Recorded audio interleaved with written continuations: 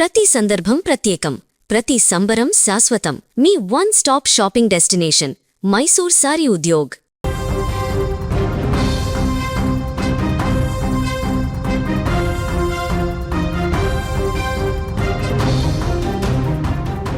Right, ఇక ఇప్పుడే అందిన లేటెస్ట్ అప్డేట్. తమిళనాడులో ప్రభుత్వం ఏర్పాటుకు గవర్నర్ గ్రీన్ సిగ్నల్ ఇచ్చింది. ఇవాళ విజయ్ గవర్నర్తో రెండోసారి భేటీ అయ్యారు. ఈ సమావేశంలో గవర్నర్తో పలు కీలక అంశాలపై చర్చించారు. తన బల నిరూపణ అసెంబ్లీలో నిరూపించుకుంటానని విజయ్ వద్ద ఉన్న ఎమ్మెల్యేల లిస్టును గవర్నర్కు సమర్పించారు. దీంతో అన్ని పరిశీలించిన తర్వాత విజయ్ ప్రభుత్వం ఏర్పాటుకు గవర్నర్ మద్దతు ఇచ్చినట్టు తెలుస్తోంది. ఇవాళ సాయంత్రం సీఎంగా విజయ్ ప్రమాణ స్వీకారం చేసే ఛాన్స్ ఉంది. ఇక దీనికి సంబంధించి మరింత సమాచారాన్ని మా బ్యూరో చీఫ్ విజయ్ అందిస్తారు. విజయ్, చెప్పండి, ఇక సీఎం ప్రమాణ స్వీకారం చేయడమే లాంఛనమైన విజయ్ కు ఏ పార్టీలు సపోర్ట్ చేసి ఉంటారు? గవర్నర్ కి ఇచ్చిన ఆ జాబితాలో ఏ పార్టీలు ఉండవచ్చు? ఎస్ దీపిక, తమిళనాడులో జరుగుతున్నటువంటి ముఖ్యంగా సీఎంగా విజయ్ ప్రమాణ స్వీకారం ఎప్పుడు చేస్తారు, అసలు చేస్తారా లేదా, ఇలాంటి అంశం మీద గంటకొక అప్డేట్ మారిపోతూనే ఉంది.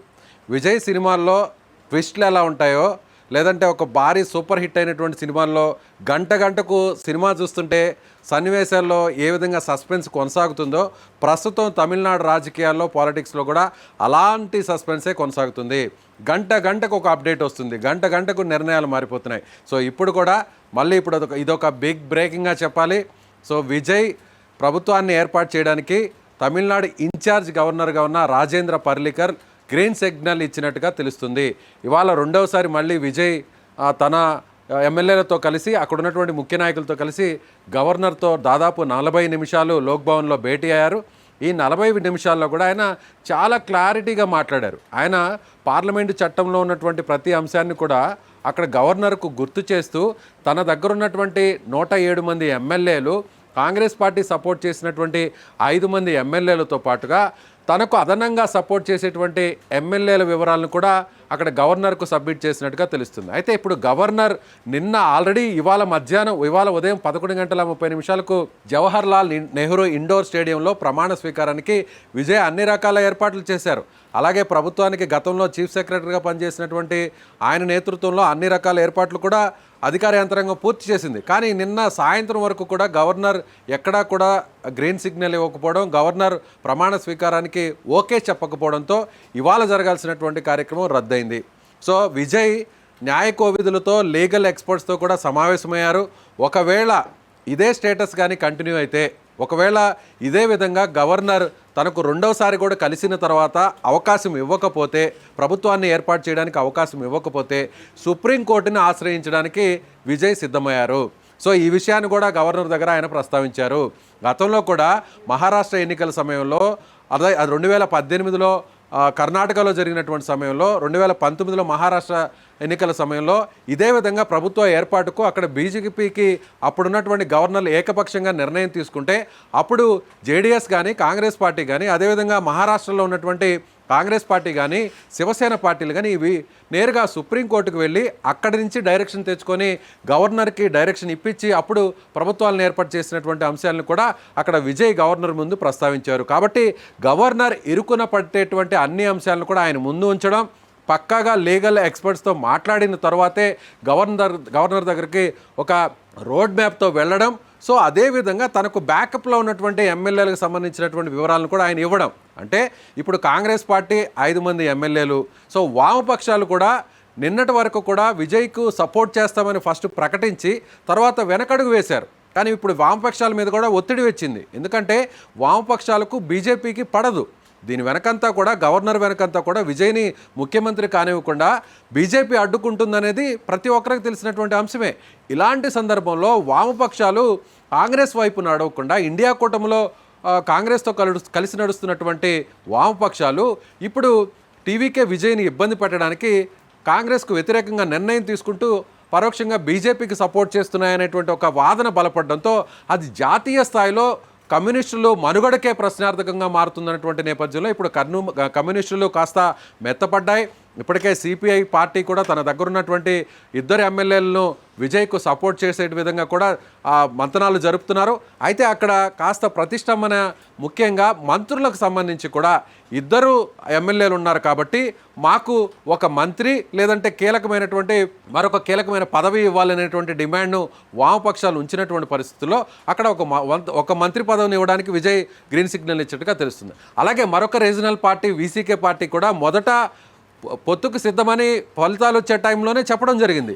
ఆ తర్వాత కేంద్రంలో ఉన్నటువంటి బీజేపీ సీన్లోకి ఎంటర్ అయిన తర్వాత వీసీకే పార్టీ కూడా భయపడి విజయ్కు మద్దతు ఇచ్చేటువంటి అంశంలో ఇద్దరు ఎమ్మెల్యేలు ఉన్నటువంటి ఆ పార్టీ కూడా వెనకడుగు వేసింది. కానీ ఇప్పుడు జరుగుతున్నటువంటి పరిస్థితుల్లో విజయ్కు లోకల్గా పబ్లిక్ నుంచి సానుభూతి పెరిగింది. విజయ్కి ఇప్పుడు అన్ని పార్టీలు ఒకటై కేంద్రంలో ఉన్నటువంటి బీజేపీ, అక్కడ లోకల్గా ఉన్నటువంటి డిఎంకే, అన్నా డిఎంకే, అలాగే వామపక్ష పార్టీలు, అలాగే స్థానికంగా ఉన్నటువంటి చిన్న పార్టీలు ఇవన్నీ కూడా మూకమ్మడిగా ఒకటై ఇప్పుడు విజయ్ని ఇరుకుని పెట్టేటువంటి ప్రయత్నం చేస్తున్నారు. ప్రజలందరూ కూడా విజయ్కి ఒక భారీ మెజారిటీ ఇచ్చినప్పటికీ కూడా పార్టీలన్నీ కూడా విజయ్ను అడ్డుకోనేటువంటి ప్రయత్నం చేస్తున్నారని ప్రజల్లో ఒక రెవల్యూషన్ వస్తుందనేటువంటి ఆ ఫీడ్బ్యాక్ని పసిగట్టినటువంటి పార్టీలు కూడా ఇప్పుడు మెత్తపడ్డాయి. విజయ్కు సపోర్ట్ ఇవ్వడానికి కూడా సిద్ధపడ్డాయి. అదేవిధంగా వీళ్ళెవరూ కూడా సపోర్ట్ చేయనటువంటి పరిస్థితుల్లో ప్లాన్ బిని కూడా విజయ్ సిద్ధం చేసుకున్నాడు.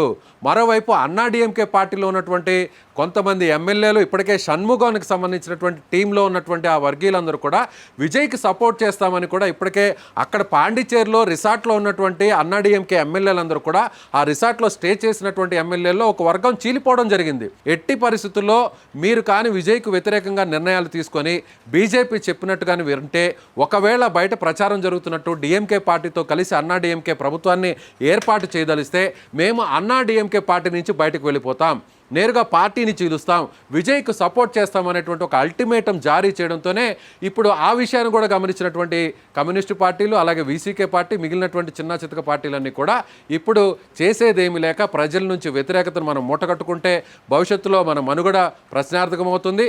అదేవిధంగా మనం వద్దన్నా కూడా మనం సపోర్ట్ చేయమన్నా కూడా రెడీగా అక్కడ అన్నా డిఎంకేలో ఉన్నటువంటి మరో వర్గం విజయ్ని సపోర్ట్ చేసి సీఎం చేస్తే రేపు విజయ్ సీఎం అయిన తర్వాత కూడా మనకిక్కడ లోకల్గా మన మనుగడ ఎంతవరకు కూడా ముందుకు వెళుతుంది అనేటువంటి ఒక భయంతో ఇప్పుడు ఆ పార్టీలన్నీ కూడా కాస్త వెనకడుగు వేశాయి.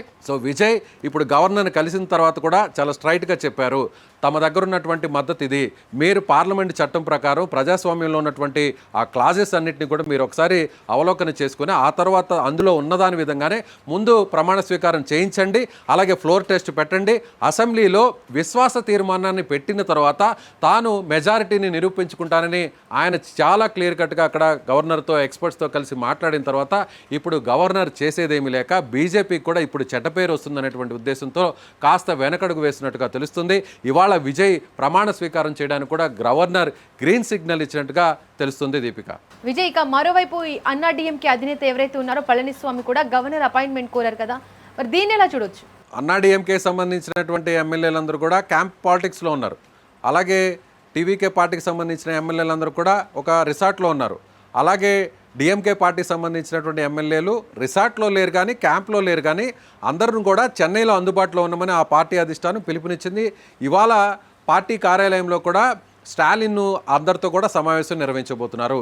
ఇక్కడ డిఎంకే చాలా స్ట్రాటజికల్గా ఆలోచిస్తుంది. ఎక్కడా కూడా ఒకవేళ ప్రజల నుంచి వ్యతిరేకత వచ్చింది, ఒకసారి విజయ్ని ఇబ్బంది పెట్టేటువంటి ప్రయత్నం చేసి అధికారంలో ఉన్న టైంలో ఆ వ్యతిరేకతను మూటగట్టుకోవడం వల్లే ఇవాళ ఈ స్థాయిలో ఓడిపోవడం జరిగింది. చివరకు ముఖ్యమంత్రిగా ఉన్న స్టాలిన్ కూడా తన సొంత నియోజకవర్గంలో ఓడిపోవడం జరిగింది. కాబట్టి ఇకపై మళ్ళీ తెలుసో తెలియకో తప్పులు చేయకూడదు అనేటువంటి ఉద్దేశంతోనే ఎప్పుడైతే డిఎంకే అన్నా డిఎంకే కలుస్తున్నాయనేటువంటి ప్రచారం వచ్చిన వెంటనే నేరుగా స్టాలిన్ ఒక ప్రకటన చేయడం జరిగింది. మేము ప్రజాభీష్టం మేరకు ప్రజలు ఇచ్చినటువంటి తీర్పు మేరకు మేము వారి నిర్ణయాన్ని శిరసా వహిస్తున్నాము, గౌరవిస్తున్నాము. మళ్ళీ రాజ్యాంగ సంక్షోభాన్ని సృష్టించేందుకు తమ పార్టీ ఎటువంటి పరిస్థితుల్లో ప్రయత్నించదు అంటే అన్నా డిఎంకే పేరుని ఎక్కడా ప్రస్తావించలేదు. తాము అన్నా డిఎంకేతో కలిసే ప్రసక్తే లేదనే విషయాన్ని ఎక్కడ కూడా చెప్పలేదు. కానీ పరోక్షంగా అదే చెప్పారు.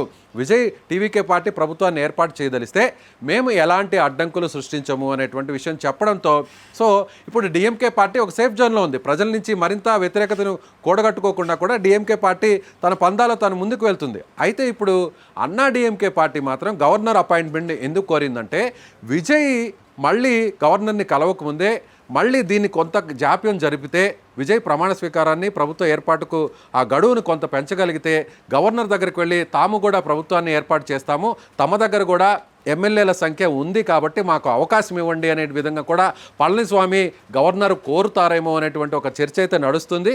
పళనిస్వామి వెనక బీజేపీ కేంద్ర పెద్దలు ఉన్నారు, కావాలని ఇది ప్లాన్ ప్రకారమే ఆడుస్తున్నారు. సో విజయ్ నేను ప్రభుత్వాన్ని ఏర్పాటు చేస్తాను, నాకు అవకాశం ఇవ్వండి.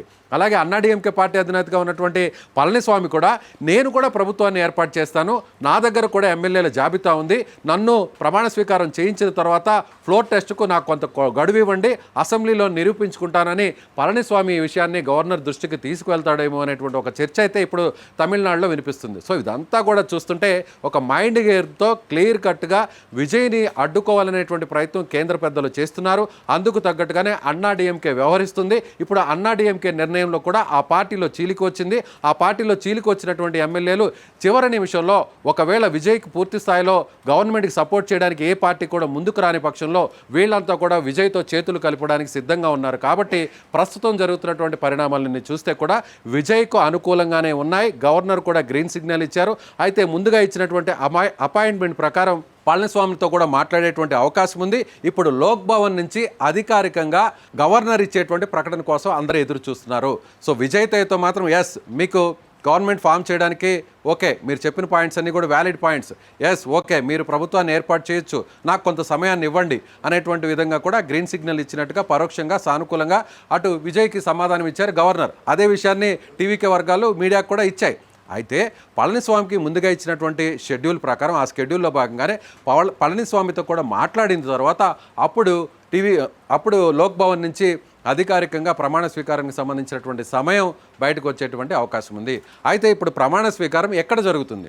ఇమ్మీడియట్గా రాజ్భవన్లోనే, అంటే లోక్ భవన్లోనే ఎలాంటి హంగు ఆర్భాటాలు లేకుండా ఇవాళ సాయంత్రం ఎంతవరకు సాధ్యపడితే ఇవాళ మంచి రోజు కాబట్టి ఇవాళే 7వ తారీఖున ప్రమాణ స్వీకారం ఉంటుందని ముందుగానే టీవీకే పార్టీ నిర్ణయించుకుంది కాబట్టి ఇవాళ ఆ ప్రమాణ స్వీకారాన్ని అవసరమైతే బయట కాకుండా రాజ్భవన్లోనే ఇమీడియట్గా తనతో పాటు 3 లేదా 4 మంత్రులతో ఆ ప్రమాణ స్వీకారాన్ని ఇమీడియట్గా పూర్తి చేయడానికి విజయ్ టీం సిద్ధంగా ఉందనే చెప్పాలి. Deepika. Right Vijay, thank you. మొత్తానికి తమిళనాడులో రాజకీయ పరిణామాలు వేగంగా మారుతున్నాయి. ఎమ్మెల్యేల మద్దతు జాబితాను సమర్పించిన విజయ్ కు గవర్నర్ గ్రీన్ సిగ్నల్ ఇవ్వడం ప్రభుత్వం ఏర్పాటు దిశగా కీలక అడుగుగా భావిస్తున్నారు. డిఎంకే కూడా అడ్డుపడబోమని ప్రకటించడంతో విజయ్ కు ఇక రాజకీయంగా మరింత బలం చేకూరినట్టయింది. ఇక అన్నా డిఎంకే చివరి నిమిషంలో ప్రయత్నాలు చేసినప్పటికీ కూడా ప్రస్తుతం పరిస్థితులు విజయ్ సీఎం ప్రమాణ స్వీకారం వైపే మొగ్గు చూపుతున్నాయనే అభిప్రాయం వ్యక్తమవుతున్నాయి.